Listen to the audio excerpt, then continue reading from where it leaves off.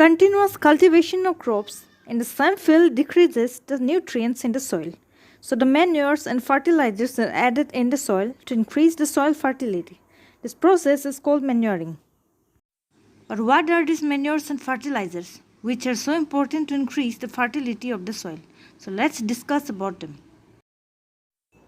Manure is the organic substance which is added to the soil and are obtained from decomposition of plant or animal waste, for example cow dung. And fertilizers, nutrient-rich chemicals produced in factories, for example urea.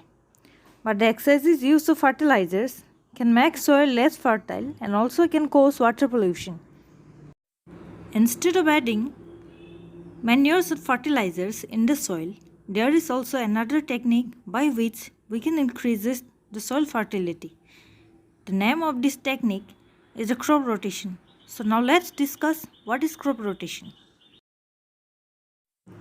Growing different types of crops alternately in the same field to replenish the soil with nutrients is called crop rotation. To understand more in detail, let us consider an example. For example, a farmer has planted a field of corn. When corn harvest is finished, he might plant beans in the same plot of land, as beans can return nitrogen back to the soil.